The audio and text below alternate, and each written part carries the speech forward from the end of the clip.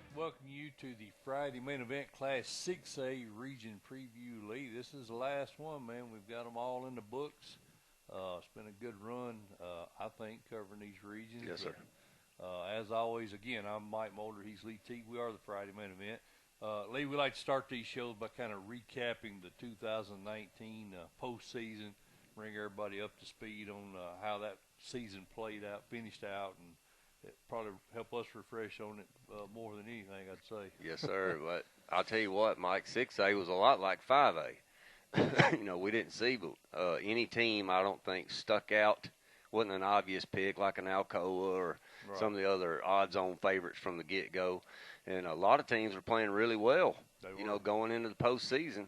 So I really wasn't sure quite how it was going to shake out. I think we had some guys that we liked, and I think it kind of panned out that way. But going in, there really wasn't a clear cut who's going to win this. Yeah, you're right, Lee. And talking about the east side of the state, we really expected Oakland and Maryville to, in all likelihood, battle it out again. But, that is the way it turned out. I think Maryville had shutout wins, Lee, over Science Hill, Farragut.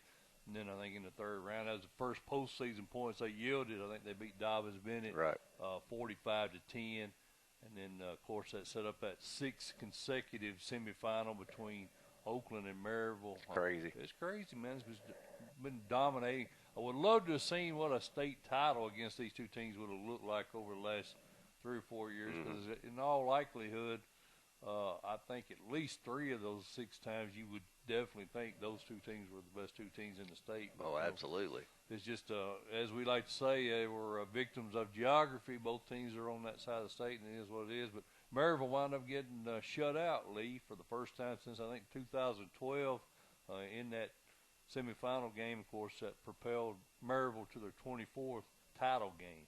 Yep, and the west side to me was the most intriguing. Yeah. I think, we obviously thought that Oakland and Maryville out of the east were the 2 odds-on favorites coming out, but the west was wide open. Man, you had a Houston squad that was led by Lincoln Parr. It was a Mr. Football candidate there. I mean, crazy good athlete. Then you had Ravenwood, who has a ton of athletes, and they had shutout wins over Stewart's Creek and Cane Ridge. Right. And then avenged their only regular season loss, 34-6 over Brentwood in the quarterfinals, and a great Brentwood team. Yep. And then, like I said, they defeated the solid Houston squad 42-21 in the semifinals. And I think that was their 5th title game appearance for Ravenwood. Yeah. And, Lee, as we walked the field there in that title game up in Cookeville, man, it really had the atmosphere of walking through a college lineup. All these kids out here working out and stretching and getting loose. And there's no telling how many of those kids are going to be playing on Saturday this year. It was just, man, it's ridiculous. Plethora of talent. Ravenwood pulled in with 7 late. Pulled to within 7 late in the first quarter. As Brian Garcia hit Andrew Mason for 28 points. That kind of closed the gap. But Cade Chambers, man, had an amazing good showing there in the title game. He kept the Ravenwood defense guessing the whole game. I think Maryville scored the next 28 points after they had pulled in close and, cruised to that 42-21 victory. Of course, Cade Chambers was named the MVP of that game. That's right. I'll tell you what impressed me about that Maryville squad, and we had talked to Coach Hunt, and I think even Coach Creasy from Oakland had alluded to, this is a little bit different defense than we've ever seen from Maryville. Man, they had to got a lot more athletic. Oh, my gosh, man. Probably the best closing speed I've ever seen in a title game. Yeah. So shout out to the Maryville Rebels, man, for getting it done. And that was their 17th championship. They pulled back within one of Alcoa for titles, I think, overall in the state. And Derek Hunt, his 2nd title in 3 years, Lee. And got a long way to go, doesn't he? Really impressed with that young man. He does a great job up there at Maryville. It's kind of like Oakland. We like to say, they don't rebuild, they reload. Every year, that's going to be a contender. And as we'll discuss here in a minute, Lee, I think it's a very good chance we're going to see that semifinal matchup for the 7th consecutive time. Well, man, like I said, they got, Coach Hunt's so young. Yeah. Man, he's got a long life ahead of him coaching still. And we talked about him on that radio show we done Saturday, Lee, and he was handpicked by the staff when Coach Quarles stepped aside. Yes, sir. The staff were the ones that pushed. He didn't think personally. He told you and I he didn't think he was ready for the challenge, but the staff wanted him, and that's that's a testament to what a great job, what a great influence he's been on these kids. That's right. Well, Lee, let's get right at it, man. Class 6A in 2020, we'll start up at Region 1, and I think the DB, Dobbins Bennett Indians, Joy Christian squad, 10-3 last year, 5-1 in region play. They did win that region. They were knocked out by Maryville there in the quarterfinals. I like the Indians to repeat in this region. I do too, Mike. I tell you what, man, they got Philip Armitage back, who's a senior, and then you got a senior behind the helm there in Zane Whitson. And then also Trent Cody would be a name to look out for on that squad. Yeah. I don't see any let up out of Dobbins Bennett. I think they'll be right back there and make a deep run. Well, Lee, they're eat up at the running back position. They're real solid. But I saw somebody posted on Coach T. Virginia has, I think they've basically decided now to put their football season over to the spring. Oh, okay. That's the latest I've heard anyway. But they've got a lot of talent there, and of course, and I think it's going to be an abbreviated season. Some of these kids are looking to play elsewhere. That's right. And my understanding is Trenton Aikens, who is a highly coveted kid out of Virginia, Ridgeview, I think, where he plays Ridgeview. at. So he's been seeking out other options. At least that's the rumor mill. And Dobbins Bennett apparently is real high on his list of possible places to transfer to this year. I don't know if that works out or not, but that's got to be Coach Christian and his squad would like to see that. Anytime you can get that kind of talent unexpectedly there at the start of the season. Yeah, and he's a big-time recruit, man. Tennessee, Florida, Penn State, South Carolina, Virginia Tech. He's got everybody. That'd be a huge pickup if they can get him. And you know what? To be honest with you, I don't blame the young man. Yeah. They want to play. Right, exactly. I mean, you got to be able to showcase your talents, if you want to get to the next level. Farragut Lee was the second-place team. The Admirals, led by Coach Courtney, he's done a phenomenal job there at Farragut, and I think they're going to be pretty solid again this year. I think so too. He's got a all-state kicker, and we both talk about how we like the kicking game and how it's important, and especially at the 6A level. At any level, but especially at the 6A level, you can win some ball games with a good kicker. And they've got one. He's a preseason all-stater, Daniel Bethel. Yeah. I don't know, Mike. What do you think? I think Farragut is a 2 or a 3. Well, since winning that title in 2016, they've been knocked out of the postseason by Maryville every year. Right. So I think it's and the problem is if you're the 2 seed heading in, you're going to have to face the other team's region champ no later than the second round. Mm-hmm. So I think they need to win the region and avoid Maryville if they want to advance. It just seems like Maryville's been, and this is your phrase, they're kryptonite the last 3 years. So I don't know, Lee. I like them at the 2 spot, unfortunately, because that 2 spot is a spot you don't want to be in. That's correct. If you want to dodge Maryville till that quarterfinal round, but. Matt White at wide receiver, Purcell as a linebacker. Yeah, man. I don't know, dude. They got a lot of talent on that squad, but I don't think they get by DB. They got a kid on that's a running back named Moose. You got to like that, man. Moose. A running back. Moose. Yeah, that's Moose Lurie. That's a good name right there. That's a good name for a tailback, ain't it? It is, and he's only a sophomore. That's right. So he's going to be there for a while. But Bearden Lee, Coach Schindler, his team finished up third. The Bulldogs 5-7, 4-2. They've got a lot of kids back. They got a running back rushed for nearly 1,000 yards in McKeel Williams. So, what's your thoughts on this team? Well, Mike, they won 5 of their last 7. They started off horrible. Yeah. Went 0-6. Okay. And then they went 5 out of their last 7 ball games. They ended up winning. So. You got to think they were on a positive note, even though I know they lost 28-14 to Dobbins Bennett in the second round. They ended the season kind of on a positive run. Did get a playoff win. So I expect Bearden to make the playoffs again. Yep. I just don't know if they can get above Farragut or Science Hill. Yeah. I don't know if they skip any of them or any of those 2. So you like them at the 4th I spot this do. year? I like them at A little the 4th. bit, maybe a little bit of a drop off. I think you're probably right, Lee. I like Science Hill. Stacy Carter, we talk about him, and he does a great job over there for the Hilltopper squad. They've got some pretty good talent back. Cole Tolbert, the junior wide receiver, and then they've got a good kicker themselves, and Cade Hensley coming back. What do you think the Hilltoppers maybe move ahead of Farragut? What's your thoughts on that? It's possible. 4-7 for Stacy Carter's a bad year. Right. I think he'll, all season he's been looking at this and ways to improve. They very well could. They very well could be the 2 seed. Well, they did beat Dobbins Bennett last year, 23-17. So, That's right. I think they're going to be in the running. This region here, I think, is a real tough one to predict. I mean, even Hardin Valley, they were 3-3 in the region. Mike Potter in his first year, they're 4-6 overall, 3-3 in the region. They've got Spurgeon back at free safety. He's a very good ball player.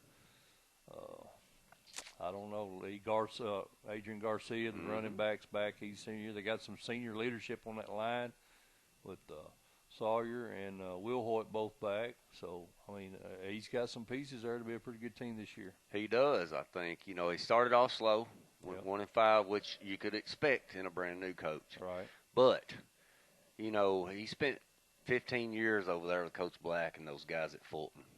Won 3 state titles while he was there. Yep. So he knows how to coach. Right. Depending on what type of talent he's got returning, which we just talked about a few of them, I think, Mike, he might make a push for a 4th spot. Well, I mean, you got to like the fact that they did finish the season out with 3 wins, That's like correct. you said, Lee. One of them was a win over Farragut. So that's why I'm saying this region here is very hard to predict because you had, like I say, they had Science Hill knocking off DB. You had Hardin Valley knocking off Farragut. The top 2 teams were beaten by, 3 teams further down in the rankings from them. So what's going to – and we see that a lot, and more so probably on the eastern side of the state, especially that Region 1 in all classes, Elizabeth and Greenville, you know what I'm saying? That's right. There doesn't seem to be a clear-cut favorite in those far east regions. Right, they're tough all the way around. They're tough. They're very balanced. Yeah, I think so. Jefferson County, the Patriots, Spencer Riley squad, 3-7, 1-5. Lee, they won their first 3 games, and they didn't win a game the rest of the year. So, what's your thoughts on them?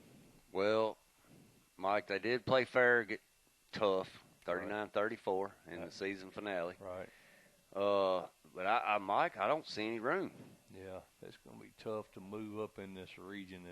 That's pretty balanced. So I don't know if they got Schroeder back at senior cornerback, and then they got Hickle back at guard, Workman at tackle, and Holt at defensive end. So they look pretty good on the line. That's definitely a good situation for them to be in. But and having Spencer Riley as a coach, he should be good on the line. That's correct.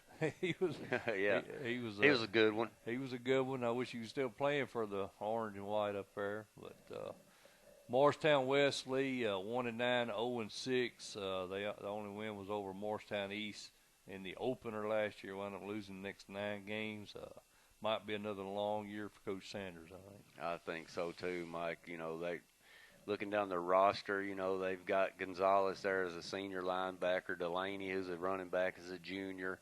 So they upperclassmen they got returning, but like we say sometimes, is that a good thing on a 1-9 squad? Yeah, exactly. You might need to be bringing up some of these young kids and getting them on the field.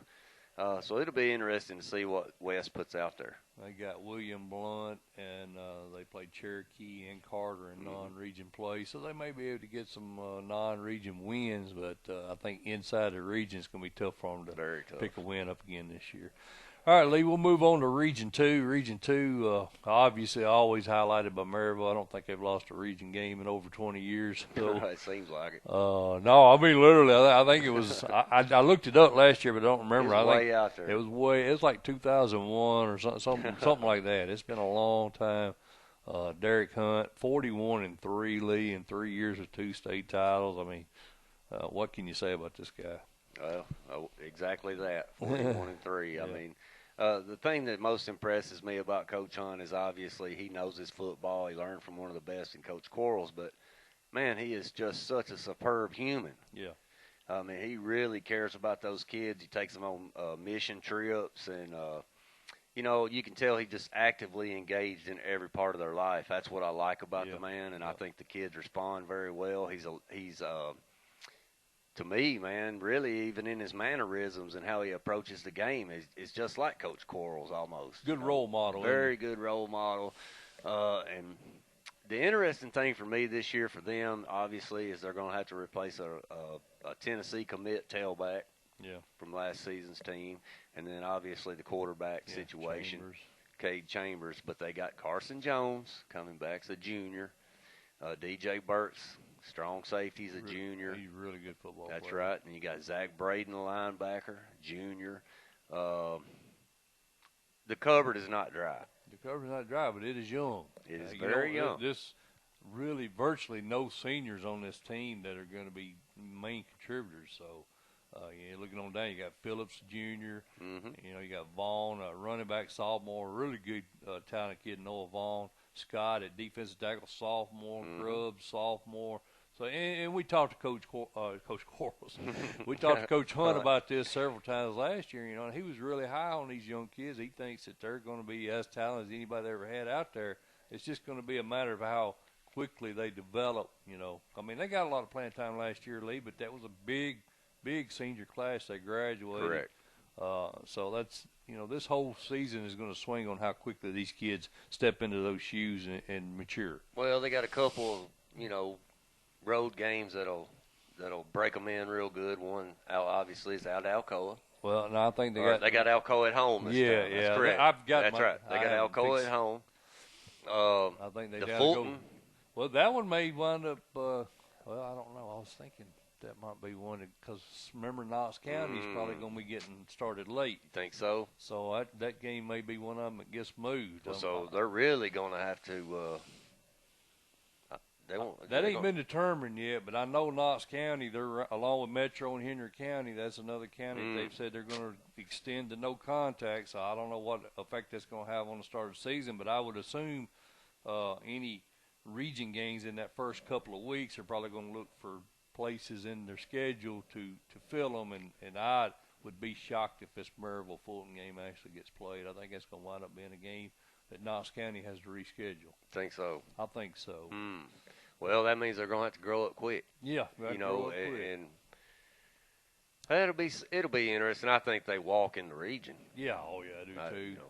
I think, however, this region is probably going to be more contested than it's been in years past because I mean they got some good teams coming back. Absolutely. County, which we'll talk about now. Bo Kegel's team lead 9-2, 5-1 last year in region play. They've got Jalen Hunt back at running back, man. All-state, 1,728 yards, 14 TDs. Anytime you got a horse like that toting the ball, man, you're going to win some ball games. That's right. And another guy over there at McMinn, that county, that impresses me is Bryce Goodner. Yeah, he's an all-state, all-offensive lineman, and he's the real deal, man. He can move some people around. You know, they started off the season 8-0, got shut out by Maryville in Week 9, finished the season 9-2. Yeah. But took one on the chin against Bearden in the first round. I don't think that happens to them this year. I think they get a playoff win. Yeah.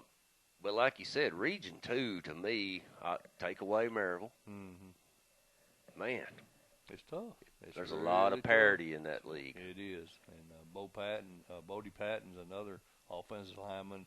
And that's what I like about them. I got good skill positions back, plus they got linemen back.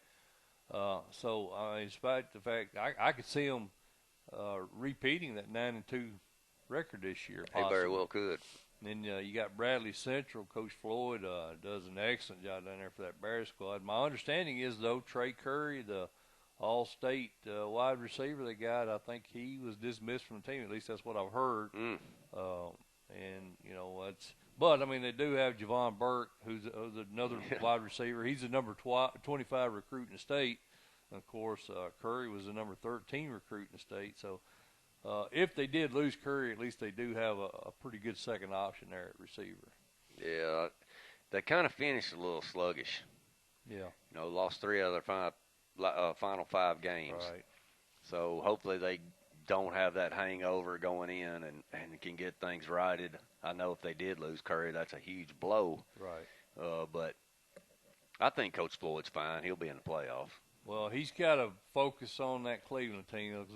Our buddy Marty Wheeler, and those two programs really don't recruit against each other, but they I can't use the word recruit, but they're fighting for kids. Oh, yeah. The feeder programs over there, that's the two options in that area is Bradley and Cleveland, and I think with Coach Wheeler improving this Cleveland program as I expect him to do, and he's brought in some good staff. He brought in Tracy Malone to help him out, and he's got a couple of other new guys on that staff. Of course, he lost one of his coordinators to Siegel, so he's had in the backfield, but he's making some good choices, I think, in who he's bringing in. So I think that Bradley that Cleveland game is very, very important. Of course, they beat them by 2 points last year, but I think I'm interested to see how that game plays out. Yes, sir. All right, Lee, William Blunt, Coach Shad, they kind of snuck into a playoff spot last year with a 1-point win over the Cleveland team we were just talking about. Pretty, not a great season, but probably the best season they've had there since he's been there. And we know Coach Shad can coach. I mean, look at all the success he had over here, with Smyrna and Blackman. I mean, the guy could, anywhere he goes, he's a very successful coach. Good friend of ours. 4-7 last year, 2-4. They did get knocked out by Dobbins Bennett. He's got a quarterback though, doesn't he, Lee? Yes, sir. He's got Trey Clemmer back. Kid threw for 1,460 yards, but he's got to clean up the INTs. Turn the ball over. A little bit too much. Yeah. I think if he can right that ship, get it cleaned up, they're going to be competitive. Yeah. But I'm going to be honest with you. I think they're on the outside knocking right now. I'd say you're right. Murphy at fullback, Lovin at linebacker, Micah Franklin at wide receiver DB. He's only a junior, Lee. They're high on him. And then another receiver, Bryson Williams, also junior. So he's got a lot of junior talent in his junior class. So whether they're successful this year or not, they're going to get some valuable experience for next year. Correct. All right, Mr. Teat. Now the team we wanted to talk about, and that's our buddy Marty Wheeler's Cleveland Blue Raiders. What's your thoughts on them this year? I think Coach Wheeler, like you said, has done an excellent job shoring up his staff in the off season. I think, like you said, last year was his first year. Cleveland is such a tradition-rich program. There's a lot of high expectations down there. Yeah. I will tell you this, I think Coach Wheeler's the man for the job. I do too. And I think that you won't see a 4-6 record this year. I agree with that. They haven't really had as much success since Coach Crawford went back to Brentwood as what they would like, what they're accustomed to over there. But, Coach Wheeler knows he had left 2 wins. At the least, he left 2 wins on the table they should have had last year. I think, like I said, I think Bradley's going to be their main target this year, but Bradley Central is what I mean. They definitely want to get a win in that game. But I could see them potentially moving up to 2 in this region. Hey, man, listen, he is 4 points away from being 6-4. Yep, that's right. That's true. That's a good point. 4 points. He lost by 1 and by 2. Yeah. I don't think those games get away from him this time. No, I don't either. And then they got non-region games. They have Saudi Daisy coming in. They have Shelbyville coming in. That might be a game we might look at as a road game this year, Lee. Yep. Of course, they have Knox Central on the schedule. They have Hardin Valley on the schedule. Right. So it's a pretty tough non-region schedule in addition to a very good region schedule here. So,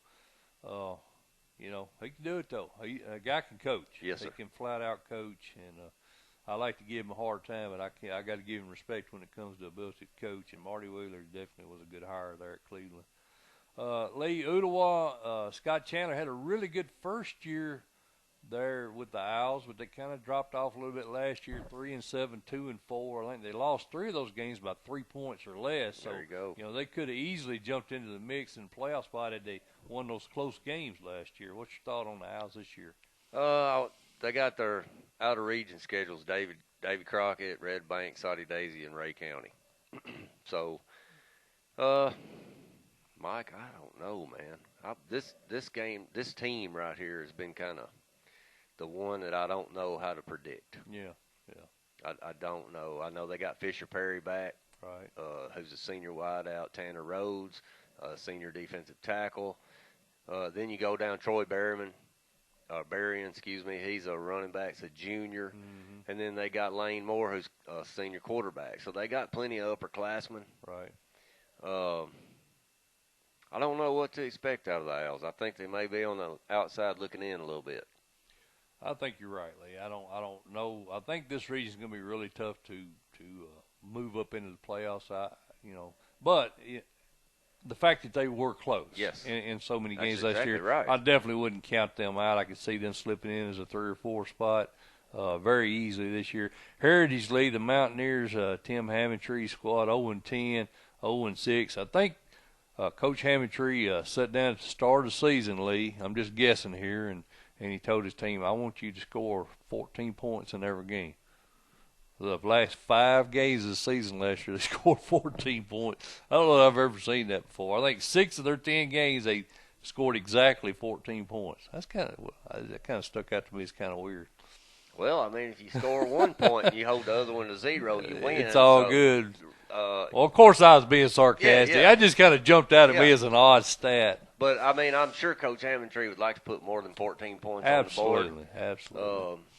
But you shore up your defense and win a bunch of games, 14 to whatever. But there again, Mike, I think, the Maryvilles, the Clevelands, those type teams in this region, where does Heritage move up? I don't think there's any place for them to move up. Like you said, Bradley. Yeah, Bradley Central. McMinn. I mean, it's a tough region. It's a top-heavy region. And, you got about 4 or 5 teams right there, man, just rough. I would go 6 deep. 6 deep as playoff possibilities. Now, I don't put Heritage in that group, Lee, at 0-10. I think they've got more ground that they need to gain to get there than the other 6 teams. The other 6 teams, I could see any of those teams making the playoffs. Yes, sir. All right, Lee, that's going to wrap up our Region 1 and 2. We'll put the graphic up on the screen so you guys can see our projections for Regions 1 and 2, and we'll be back right after this.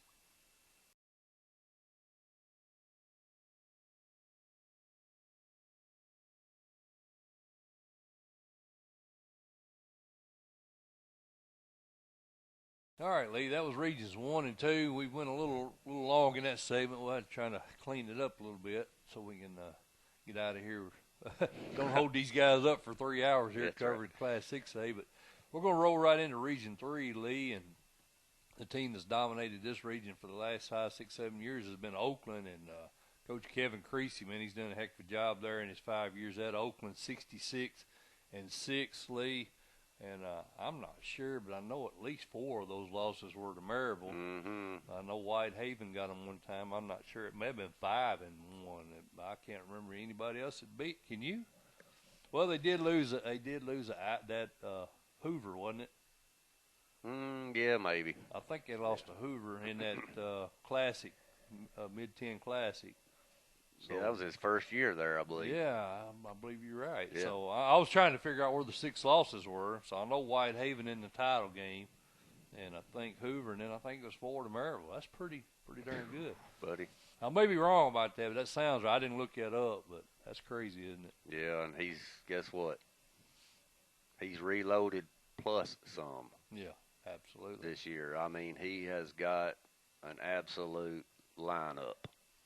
And that's probably highlighted, I guess, by Jordan James, the junior running back, Lee. He's the #1 rated junior in the state, according to 247 Sports. Oh yeah, he had offers as a freshman. Yeah. From SEC schools. Yeah, that's crazy. He like a Barry Sanders type tailback. He's got breakaway speed, cut on a dime, good spin moves, catch the ball well out of the backfield. He's all around. That's everything you want. That's why he's the #1 rated junior. There you go. 247. Then they got Bryson Dobbs, comes in with our good buddy Jason. Jason Dobbs comes over to help Coach Creasy out from Moore County. Victor Stevenson, we've seen him. When he was a sophomore. That kid's fun to watch right there. Super. They had him in a return game last year, if you remember, Lee, and That's he was a threat to break one every time he got the ball. Super fun to watch. They've also picked up a young man, wide receiver, Isaiah Horton. big-bodied kid. I think he's a 4th or a 5th rated junior this year as a wideout. We know Coach Creasy likes to pound that rock. So, you know, and when you got Jordan James and Patterson in the backfield, they're going to try to stack the box, and that's going to leave Horton out there a lot of times with the one-on-one coverage. So you think they may throw the ball a little more this year? Well, I mean, it ain't going to be. Don't think they'll have to, will they? 8 to 10 times a game, and he's going to catch them all. Yeah. I mean, he's that good. Yeah. I mean, he's got a NFL body right now. Really? Oh yeah, he's good. So, you know, they picked up some pieces to the puzzle. Yeah. And I think if there's ever a good year for Oakland to catch Maryville, it's this year. Yeah, I agree. They're young. You're exactly right. That's right. And does Maryville come here? Maryville comes here. There you go. And the history of these two teams, 99% of the time, the home team wins. So that's definitely a good omen for Oakland. The fact that it is an even year and they travel to the even side. So Oakland would stay at home. Matter of fact, well, no, they could potentially travel in the quarterfinal. Yeah. Being in Region 3. Whoever wins Region 4 would host in the quarterfinal if those two teams matched Correct. up. Now, you know, that's not to say that another team, possibly a Blackman or a Riverdale, doesn't knock off Region 4 in the second round. And then Oakland will be at home all the way. Again, we're making the assumption they're going to be there, which 6 years in a row, how would you not make that assumption? But, yeah, I mean, everything's lined up for Oakland to make another good run this year, I think. Yes, sir, I agree. Lee, Blackman, Coach Hartsfield's team, they got off to a rough start last year, but heck, man, I mean, it's going to be just as bad this year. They got to begin the season. They travel all the way to Alcoa, and then they have to travel. Week 2, they got to travel to Ravenwood. Mm-hmm. So I mean, you're setting yourself up for a tough schedule or a tough start with that kind of schedule. And unfortunately, man, they did win 5 of the last 6 last year before they lost to Oakland for the second time, but. Tough schedule again this year, Lee. It is, man. It's real tough. One good thing for Coach Hartsfield, though, is he's got Drew Bean back. Yeah. As a quarterback, and he's got Todd Lark, and then Titus Kirby Reach, a senior fullback coming back. Blackman's got plenty of talent over there. Yeah. You know, they just happen to be in this Rutherford County gauntlet. You know, I'll tell you something else, too, man, that Coach Creasy's been very blessed to be not very injury prone. Yeah, they've stayed very healthy. Very healthy, man, because in this region, I don't know how you do that. Yeah, it's hard. It is very tough. Week in, week out is tough. Yeah, no weekends off. They've got Jackson and Smith back on that offensive line, Lee, so I think he's going to be pretty good up front. Blaze is never short on talent. They're always right there with everybody else or better from a talent standpoint. Just the schedule's what's got me worried. I mean, they also have independents, but they do have them coming to their place. Mm-hmm. They do catch Riverdale at home this year, so that's a good thing. But Blackman's going to be there, man. They're going to be right in the thick of it. I mean, they go to the quarterfinals just about every year, and unfortunately, they wind up running into Oakland every year. But Blackman's always got a good squad, and Coach Hartsfield does a good job. We appreciate it. You know, they've invited us over there multiple times, and we appreciate the hospitality we always get over at Blackman. But I think, Lee, in this region this year, I've kind of got them maybe slipping a notch because I really like Will Kreisky's Riverdale Warriors this year. What's your thoughts on that? I think you might be on to something with that prediction. Man, Javon Nelson, defensive end, the number 10 recruit. He's a load boy. Yes, sir. Alexander Mitchell, a 6'1", 225-pound linebacker. Elijah Herring, a linebacker, 6'3", 215. Their front 7 last year, Lee, was the best Oakland saw all year up until Maryville. I agree. And then, obviously, our good buddy over there, Coach Holcomb. I think Jameson's going to take the helm this year. Yep. And look for big things out of him. He's a very smart young man, a very cerebral. Oh my gosh, dude, he's ridiculous how smart he is, how he game manages. I don't think you're going to see a lot of mistakes out of him this year. And I think Coach Holcomb's going to put him in a good spot. Yep. Coach Kreisky, Coach Holcomb will put him in good spots. They got talent surrounding him. I can see Riverdale making a big push for this 2 spot. I think they may be the toughest competition Oakland's going to see up until potentially that semifinal game against Maryville if they make it there again. That's but right. Riverdale's they're gonna make some noise in this region. I like them at the 2 spot this year. See, and of course they did lose to Blackman by a point last year, Lee, but they played Oakland fairly close. They lost 33-14. So I like the Warriors this year.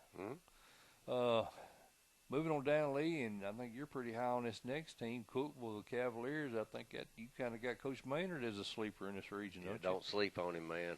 Don't sleep on him. This is he's got Stockton Owen back as his quarterback, senior. But he's got these 2 brothers, Wes Delk and Alex Delk. They're offensive linemen. They're the real deal.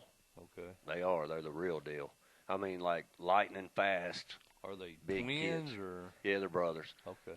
Lightning fast, both of them. I know I just saw some combine numbers out of those 2 kids, and I could not believe it. I'm talking about sub 540s. Really? That's pretty darn good for offensive. These kids can move. They got Cade Apple. He's got Cade Apple back there as a junior athlete. Trip Wallace back on the offensive line. B.J. Billen. Cookville is going to be a very solid squad, and we know anytime Jimmy Maynard's at the helm, they're not going to make a lot of mistakes. They're going to be ready to play. He's going to have them in position to win. I think sometimes they get out-athleted, especially in this region. But I think this year he's got some kids that can compete. Depth may be an issue. I don't know yet, how he's going to be able to handle the entire season. Some kid goes down. That may hurt him a bit. Right. But I see him getting into the playoffs.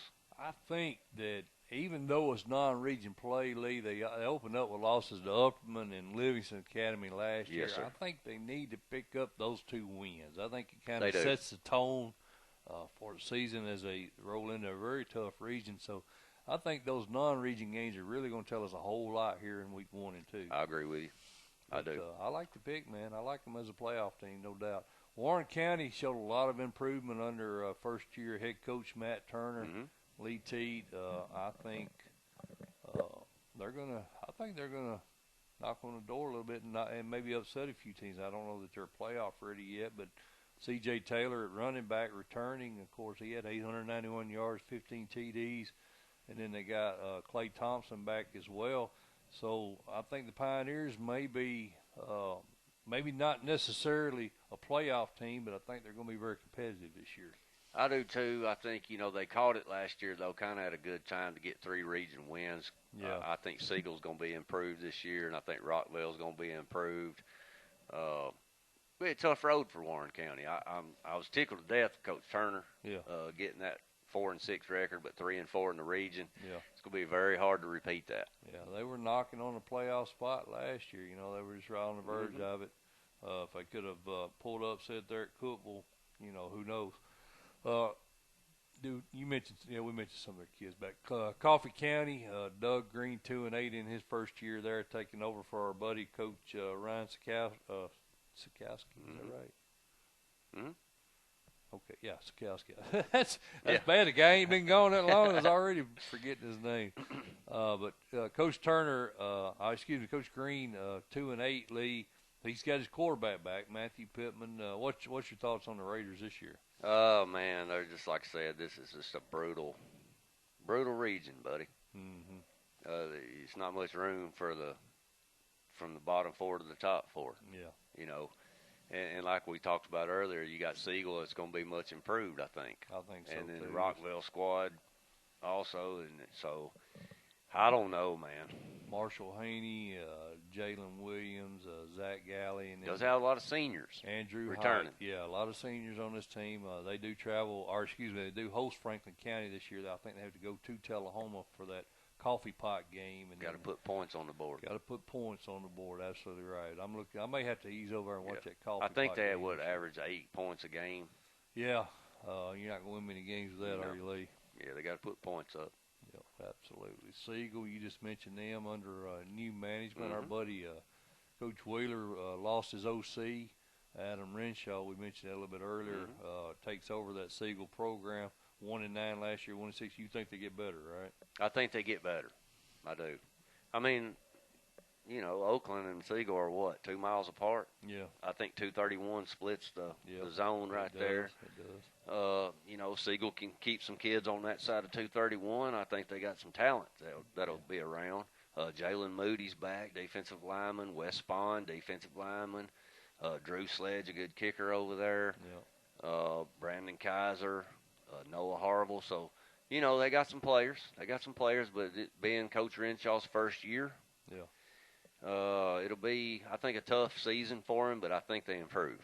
Rockville finished up. Lee wasn't able to pick up a win there in Rick Rice's first year and their first year as a program, but they're very young. They had a pretty solid offense, Lee. He's going to have to deal with some losses at his staff. Justin Cunningham took over that Franklin County job. He went back to his alma mater. So what's your thoughts on Rockville this upcoming year? I think you'll see some improvement out of them. Coach Rice is not going to stay in the 0-10 range long. Yeah. They're very young, a lot of juniors. Pick a win up this year, Lee. I think they get a couple. I think they get a couple wins, maybe 3.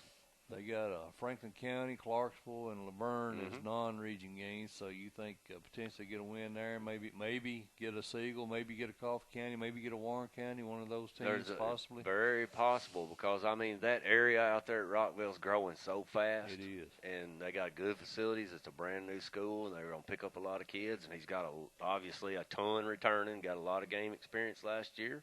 LaMarcus Nelson. Could very well have, 5, 6 wins? 5? I don't know if I'm ready to go that far or not. Jace McCormick, Luke Peterson. I'm going to go out on a limb and say he wins 5. Jamari Gauding, Grayson Smith.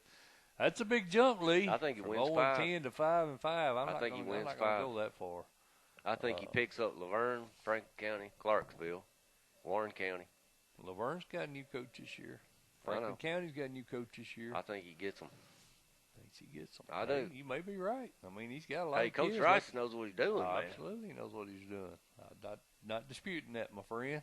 5-5 would be, I think, if you got them I think if you got them to sign off on that right now, they'd take it. You'd be turning cartwheels. But because I'm not saying that as a knock on Coach Rice. I'm saying that because it's a second-year program. Right. That's exactly right. So if you jump 5 games in your second season, I think everybody would consider that a successful season. Yep. Hendersonville, the Commandos, Lee, in Region 4. James Beasley, 14-10 in his 2 years. They seem to play well at the right time. They come in last year and they knocked Mount Juliet off. Was that the second year they done that? I don't know. I know they did last year. They had a 1-point loss to Beach. They lost 4 of the first 6 games, Lee. 1-point loss to Beach, and they followed that by a 1-point loss to Lebanon. So that initial record was a little deceptive when you take into consideration that they lost those tight games like that. What's your thoughts on Commandos this year? About the same. They got Brent Rowe back, the running back, Stevie Mack, David Johnson, Ryan Oden, Caleb Bates is back, and then they got Prince Vance, who's a sophomore running back. I don't know, Mike. Tough non-region, Lee, and I think that attributed a lot to that 6-6 record. They got Oakland to start the season off, and then they got a really good 3A team in Giles County, Beach, Indy, Gallatin. So you're not going to get those non-region wins, but I don't think this region is one of the tougher 6A regions. I think the fact that he went out and scheduled some good teams will probably, help them out in the postseason. Yes, sir. They played Blackman fairly close there in the second round last year, losing 28-14. So I agree with you. I think they're going to be in the mix for region title again this year. I do too. Mount Juliet, Trey Perry's Golden Bears, Lee, Hendersonville, destroyed them we just mentioned it, 41-14 there in week 11 to win the region again. I think, that's got to be a sore spot for Coach Perry, the fact that his team had a lot of momentum entering that undefeated in region play, and then they wound up losing that game. What's your thoughts on the Golden Bears this year? I think if he secures his quarterback spot, I think that's going to come down between Swanner and Thornberry. I was kind of curious, Lee. You mentioned that. Sorry, I didn't mean to interrupt you, but Messinger, he told us last year was dismissed from the team, but he's still on their 2021 huddle account. So I don't know if he's done the work to get back in his good graces. I don't know.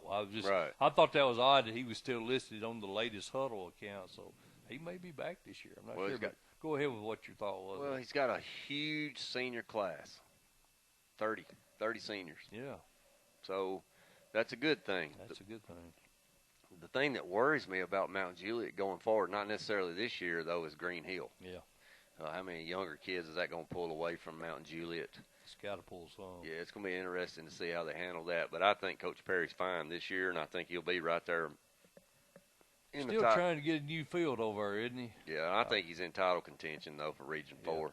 I was kind of wondering with that Green Hills new school coming there if Coach Perry might get his new – I think he's wanting some turf up there, is he not? Yeah.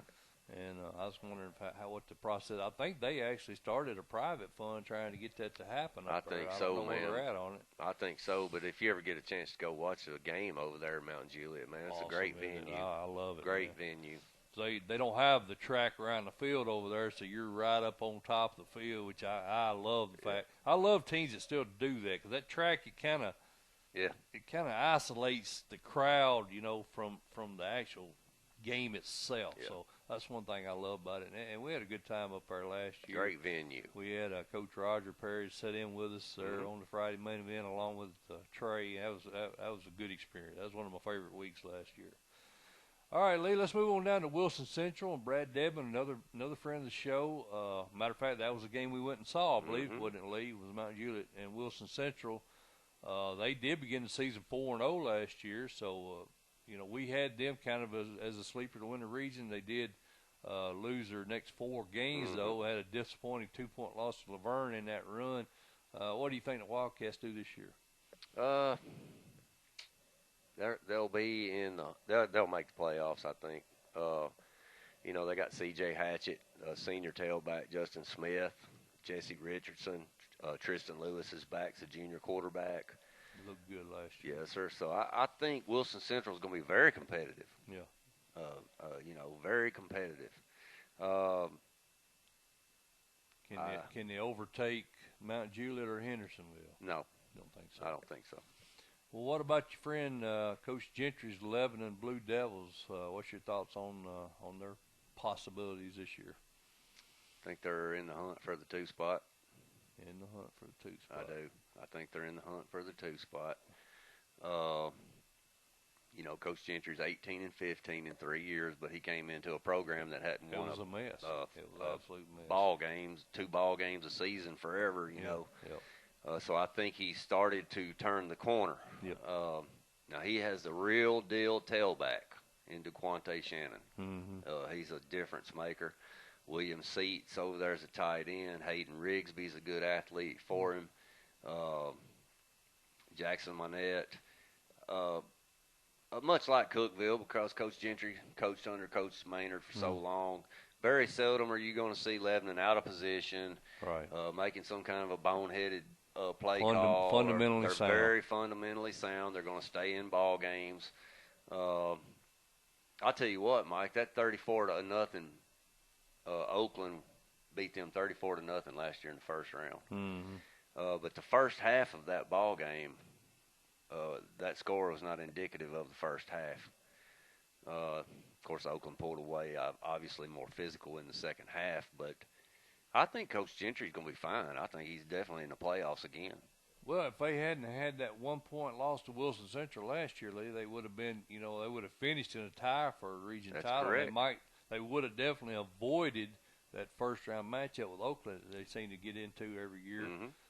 So I think my number one priority this year, if I'm Coach Gentry, is to get out of that darn 4th seed so I can dodge Oakland in that first round. That's correct. I consider that a success this year if you can get in that at least top 3 spots. Yes, sir. So they need a postseason win. They do. And they're not going to get one against Oakland. I mean, I'm not trying to be, No, that's the truth.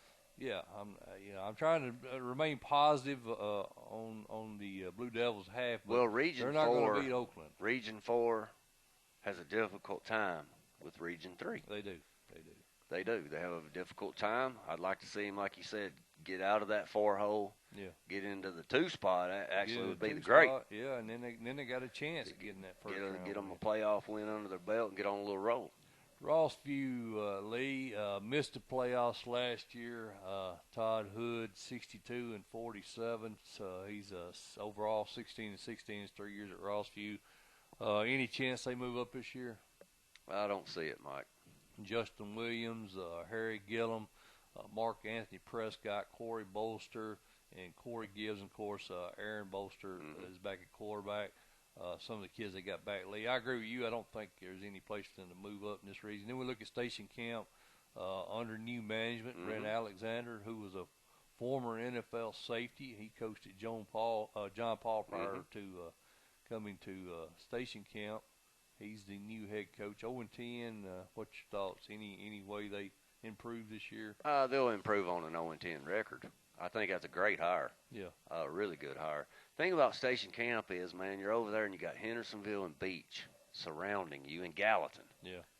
It's hard to draw any kids in. Oh, my gosh, man. And you know, we talked about this before, but look, you need apartments. Yeah. Station Camp, there's no apartments around there. I know what you're saying, yeah. You got to have it. Yeah. You know. They've got non-region games with White House, Gallatin, Springfield, Stewart's Creek, and Beach. So, you know, maybe they do pick up a win there, Lee. Maybe they pick up a win over Rossview, possibly. That's a great hire, though. Yeah, it great is good hire. Good hire, no doubt. Yeah. All right, Lee, well, that's going to cover regions 3 and 4. We'll put the graphic up on the screen for you guys as to who we feel win those regions, and we'll be back after this.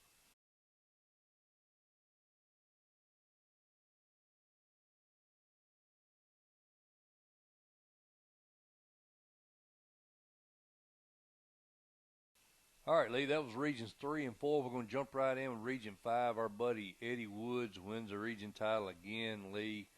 He's 52-11 in his 5 years there at Cane Ridge. Does a great job, man. He's one of our favorite coaches to have on the show. Sure is. Does a phenomenal job up there. And they're another program, Lee, and we talked about this in the other classes. Metro schools are going to get a late start, I think. I read on Coach T, I think some of the coaches have got a petition up they're going to try to present to the school board and the people in charge. Try to get a week 3. Yeah, try to get going by. I think it said September the 11th. They want to try to go full contact August the 17th. At least this is what I read on Coach T. You take that with a grain of salt. August 17th.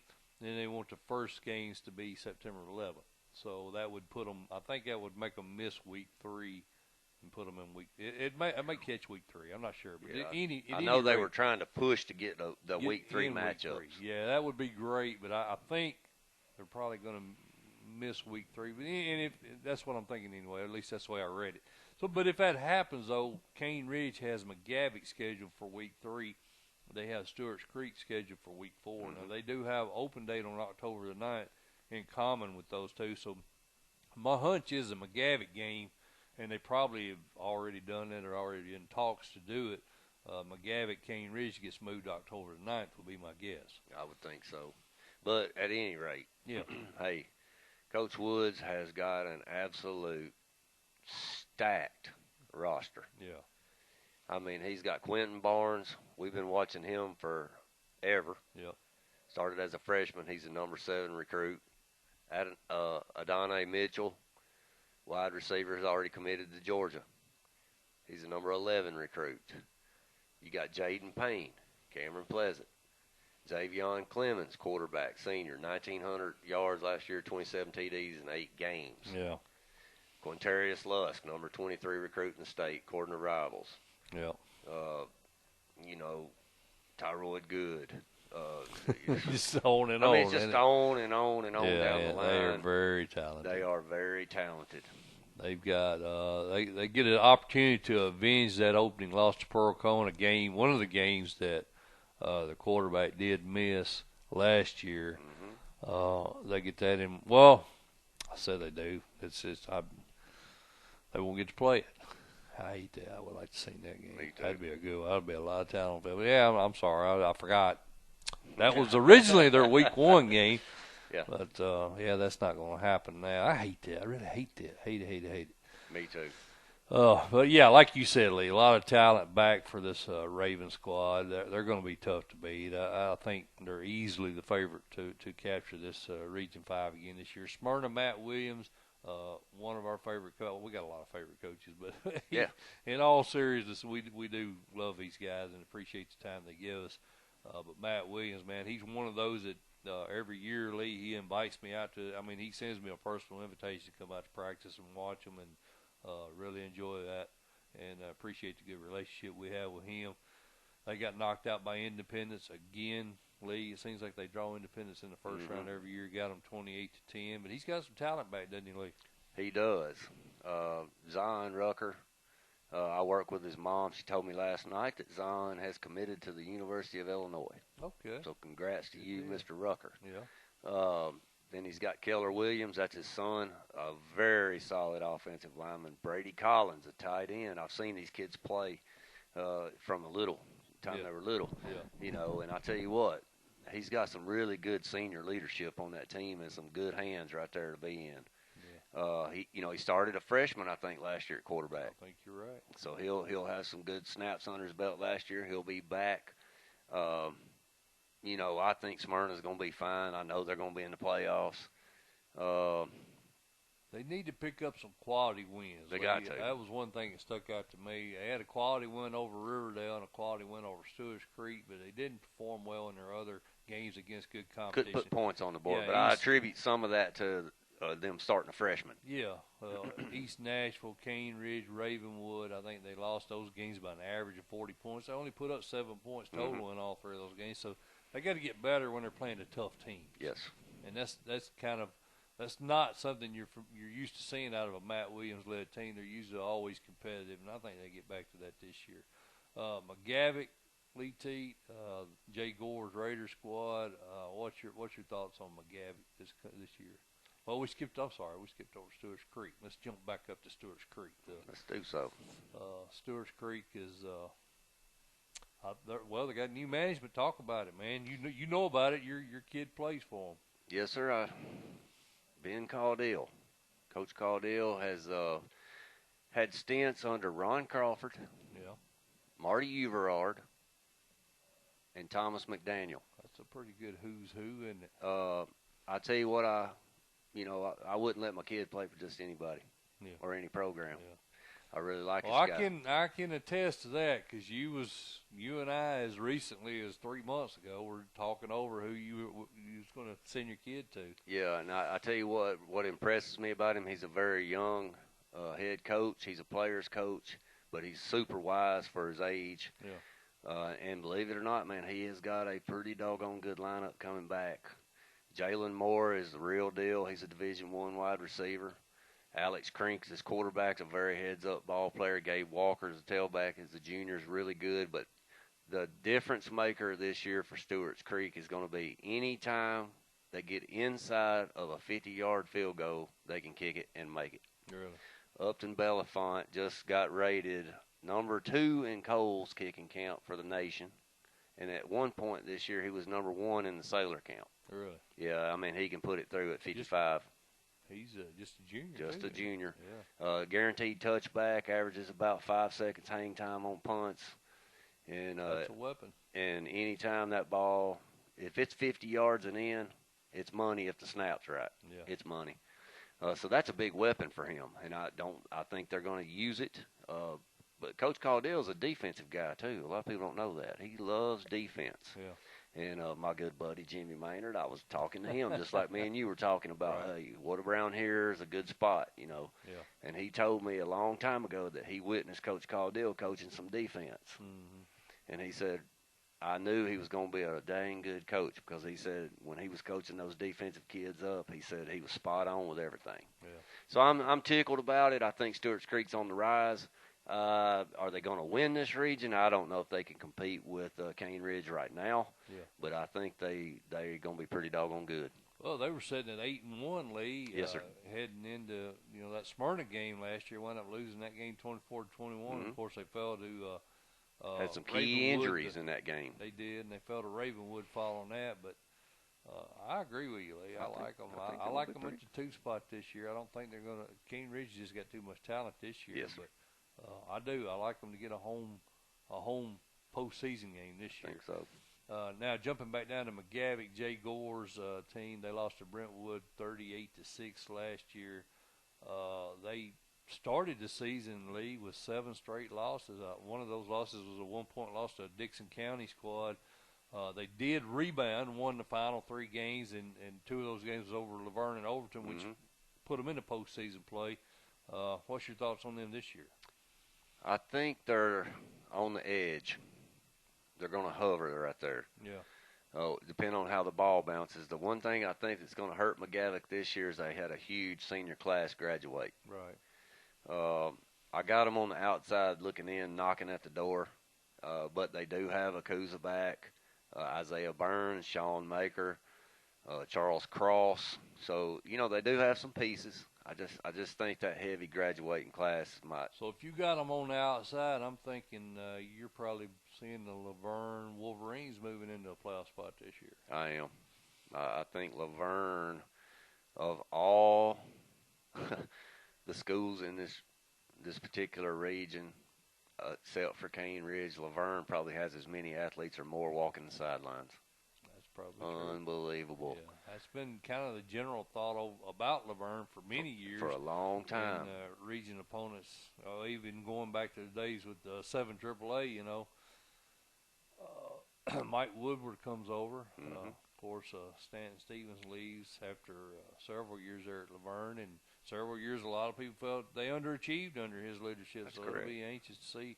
Of course, Woodward had some good years at Antioch. He did take that Brentwood program briefly when Coach Crawford went to Cleveland. Wasn't very successful there, but several years at Antioch was very competitive over there. That's correct, and I think he's going to bring something to the table over there. The kids will buy in, I hope, and I think they get in as a 4. I like him as a 4 as well. Dylan Morales, one of those players she's talking about, battle back at running back. Demetrius Williams, another running back. Ray Banner. Got the quarterback back, Webb. Webb is back. So, yeah, I think I like them to move into that 4 spot as well, Lee. And, again, there's a lot of games we don't know about. The Cane Ridge game we mentioned, we think that McGavick game gets rescheduled. Well, this region is weird because you got some in Rutherford and some in Davidson, so you don't kind of know yet. And then Smyrna's, I think Smyrna's game with Overton is currently scheduled for week 3, Lee. I think that probably gets moved to October the 9th, which happens to be a common open date for a lot of these teams in this region. Stewart's Creek, they have a region game with Antioch in week 2, and they're off weeks. So they don't land on the same week. So that's the one that's going to get a little hectic. I think October the 9th, Stewart's Creek is off. I believe Antioch has Hillwood that week. So what I can imagine happening here is probably the Hillwood game gets canceled, and then the Stewart's Creek Antioch game, because you got to play the region games if at all possible. You got to play them. I think that'll get moved to October 9th. And then we mentioned Cane Ridge McGavick. I think it gets moved to October the 9th. We talked about McGavick, didn't we? And then Laverne. Correct. Sorry, Lee, I'm backing up here in our notes. Well, it's all because good. I forgot to mention all this stuff. I did write it down, so I thought I might as well go ahead and talk about it real quick.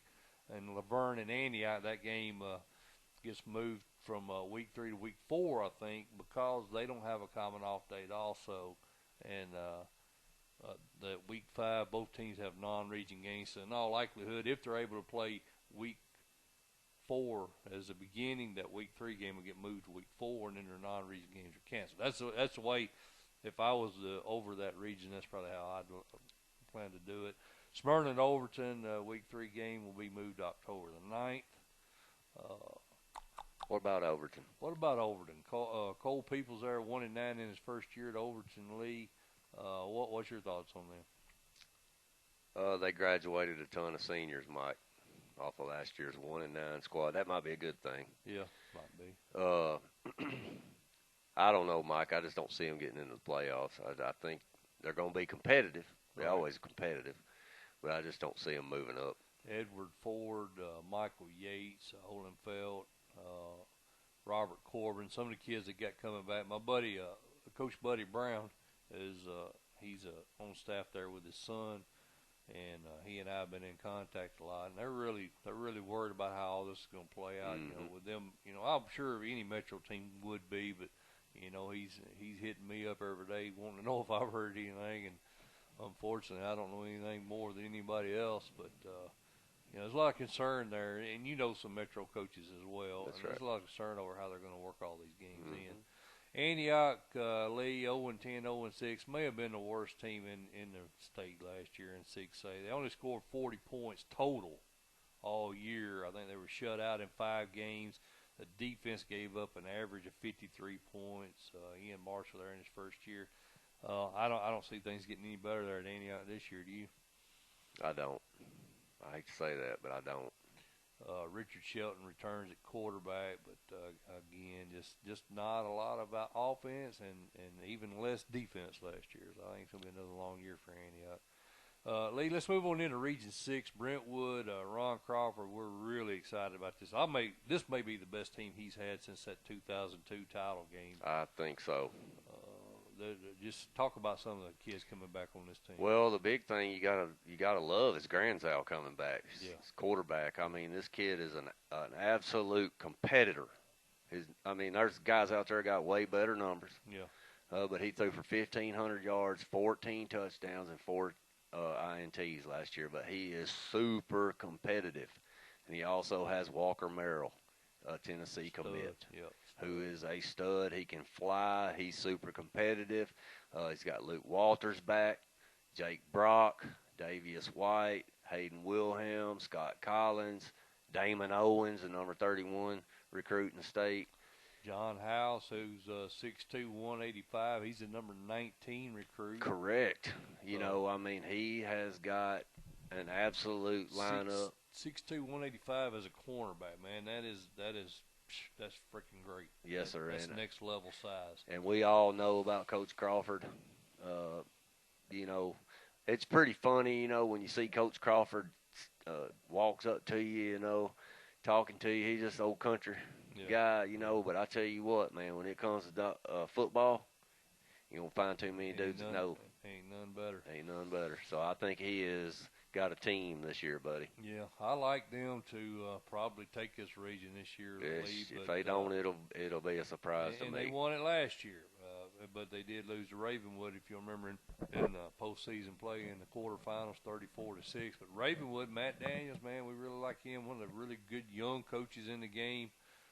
33-8 in his 3 years at Ravenwood. They did lose that title game to Maryville, 42-21. Man, he maybe he's got the number 1 player, doesn't he, Lee? Yeah, Jake Brenningstool. Yeah. Jake Brenningstool looks just like Gronkowski. Yeah, same build, same play style. Then he's got Junior Colson, Michigan commit. Brenningstool's going to Clemson. Yeah. Ross Johnston, Zach Maskey, Miles Pollard, who's a phenomenal corner, 6'2", 205. That's a great number. Owen Davis. The biggest thing, I think, for Ravenwood this year is who's going to replace Andrew Mason. Yeah. And Garcia. Yep. Who they going to line up behind center. Yep. They're going to be there, though. They're going to be right in the hunt, brother. And this is another really stout region, top to bottom. I mean, you look at Independence, you look at Franklin, look at Centennial. I mean, they're good. Mm-hmm. I think Scott Blaze, the Indy team, is going to be pretty good again this year. I do too. He's got a sophomore quarterback over in River Katina, which that's a pretty familiar name around the Williamson County area. He had a couple brothers that played over there at Centennial that were lights out. Went on to play some college football. Mm-hmm. You got Brady Jenkins, linebacker, Joshua Moore. They did lose Ethan Cash, but like I said, they got River Katina coming in, and got Jackson Campbell out there at wide receiver, and we all know what Coach Blake can do with a quarterback. Yeah. And played Brentwood in the second round strong, 20-13. But they got to finish a little stronger in the last half of the year. Yeah, they won 5 of their first 6, Lee, but only won 2 of their final 6. So you're exactly right. I mean, of course, that bottom half of that schedule is really tough. Well, look who he's got: Summit, CPA, Blackman, Hendersonville, Pearl. That's He ain't pretty ducking. He's playing.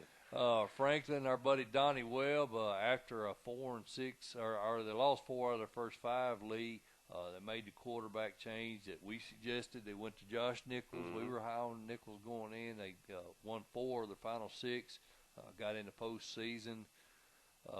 He's got some big kids on that Rebel squad, doesn't he, Lee? He does. Fisher Anderson, 6'6", 260. I think he's a number 6 rated junior. Then he's got Jason Amsler. That's a familiar name, 6'6", 270. He's a number 43 recruit. Blake Irby's back. DJ Durham, Jason Amsler, Carson Repass, Bryce Sparks. So Coach Webb's got a full house over there. He does, and I think probably the sleeper in this region, Lee, is our buddy Matt Kreisky's Centennial Cougars. Although they were 3-4, 1-4 in region play, they did lose their last 5 games, Lee, which that's a little concerning. But they lost by 3 to Shelbyville. They lost by a point to Franklin. Lost by 4 points to Brentwood, and those 5 losses finished their season. And of course, although that's a bad situation, you got to look at how they lost a lot of those games. So tells me they were right there, 7 points. Yeah, right on the verge of being 7-3 as opposed to 3-7. Yeah.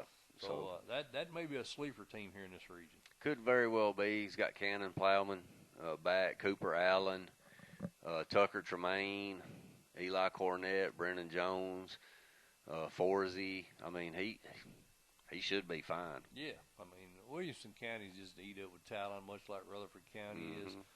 Dixon County, Greg Burns, 1-9, 0-5. I'm sorry, Greg Burns is their new coach. That's right. He took over for Randy Murphy, who was 1-9, 0-5. Sorry about that. They lost a lot of seniors to graduation, Lee. They have got Tyler Steele, Austin Morris, Caden Thomas, Ethan Howe, some of the kids back this year. I don't think there's anywhere for them to move up in this region. There's not. All right, Lee, that's regions 5 and 6. We'll quickly put that stat up and let you see our projections for this region, then we'll come back with regions 7 and 8.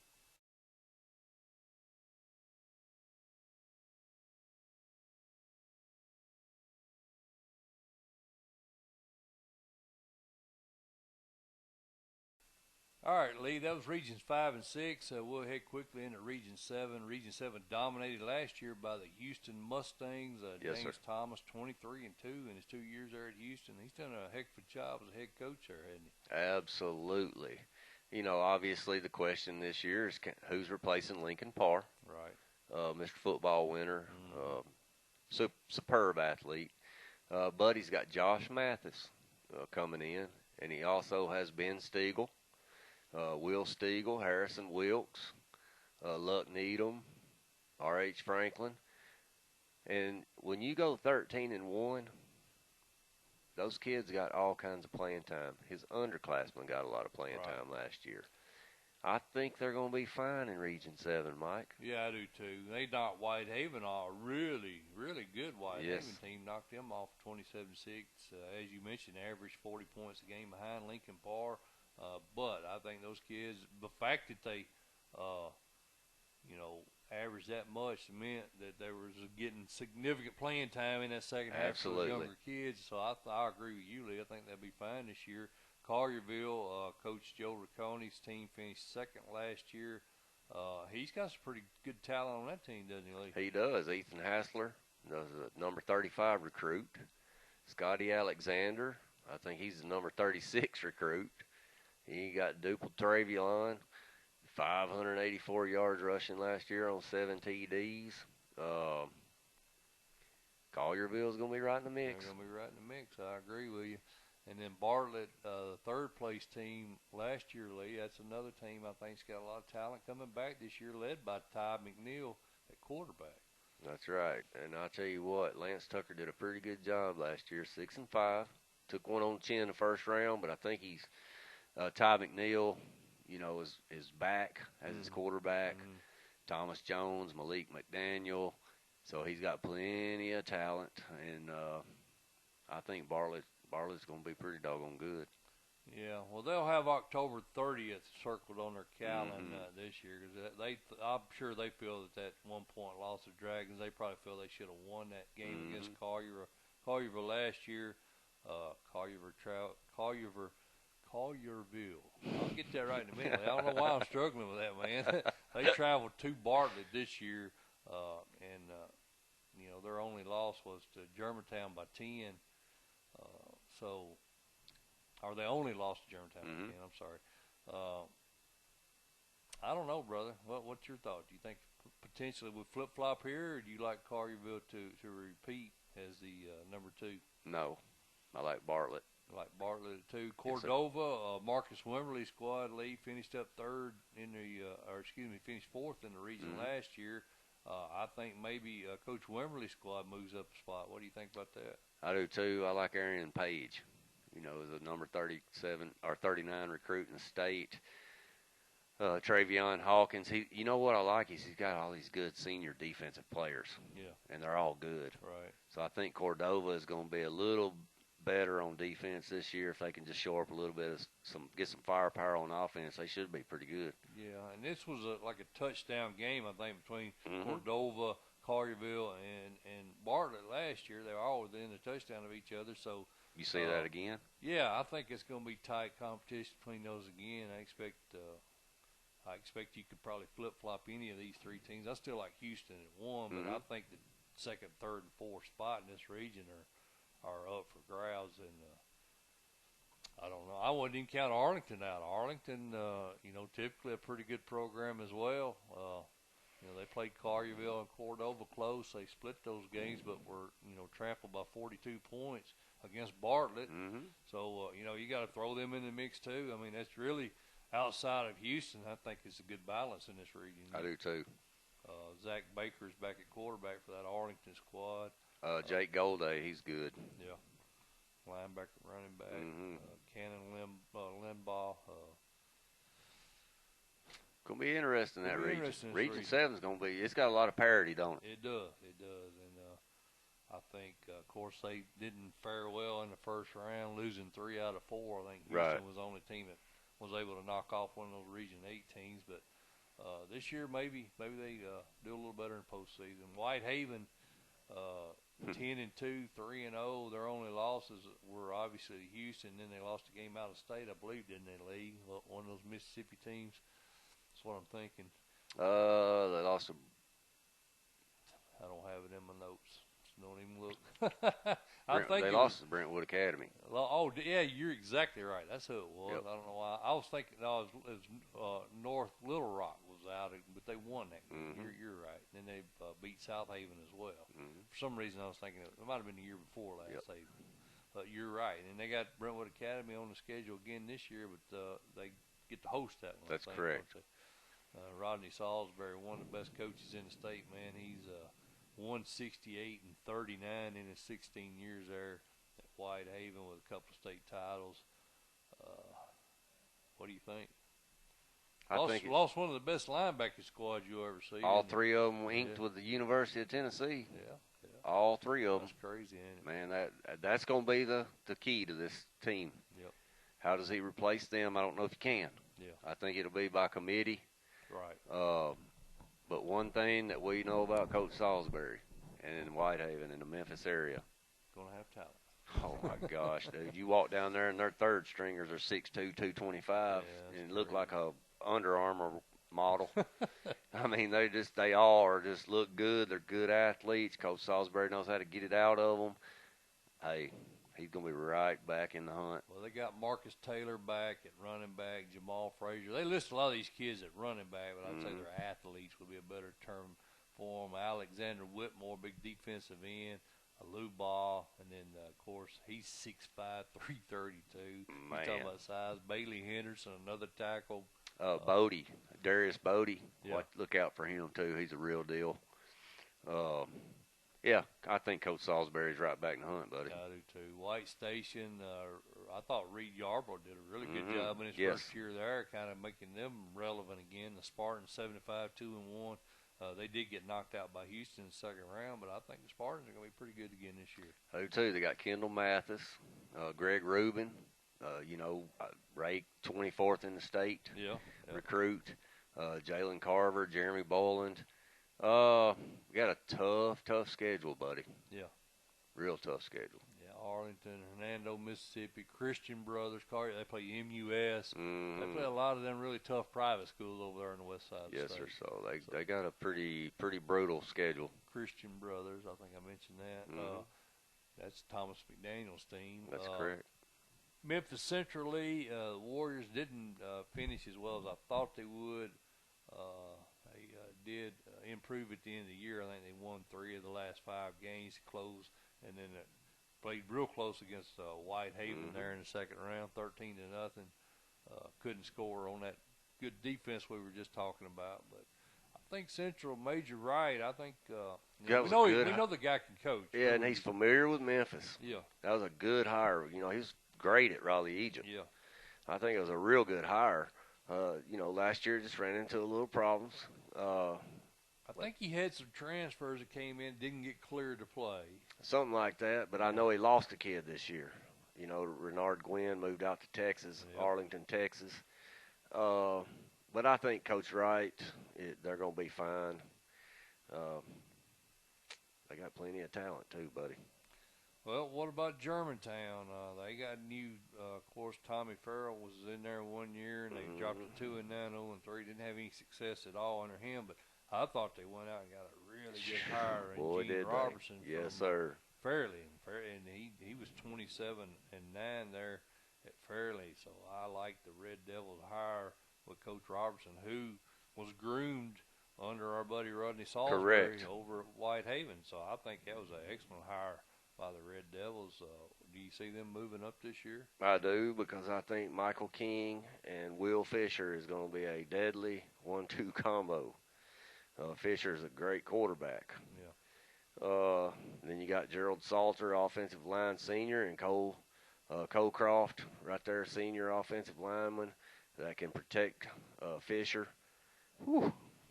I saw Fisher. I watched some game film on him, man. I think he played at Briarcrest and Houston. The kid he can sling it around, man. I think I agree with you. I think they making a move up.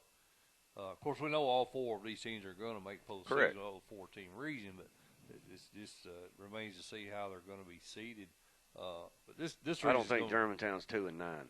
No, they're not 2-9. I totally agree with that. I don't know how this. Honestly, I don't know how this region is going to play out. I like all 3 of these teams to improve, and I think Whitehaven may drop off a little bit. But in terms of Whitehaven, that's usually means that they'll be in the quarterfinal, semifinal round at least. That's right. But I think maybe they come back to the pack a little bit. I think other teams get better because Whitehaven lost some really, like you mentioned, they lost some linebackers that are playing SEC football this year, so you would expect at least a little drop off. But one thing I like about this region league, they always play their region games the last 2-3 weeks of the season. So if you've got a young team, you're waiting to develop a little bit by the end of the season. When you get into this region schedule, that's right. It may be all for naught. May not be relevant at all by that time. That's correct. Season. All right, Lee. Well, let's put our region predictions up for Region 7 and 8, and we'll come back with our closing comments on Class 6A.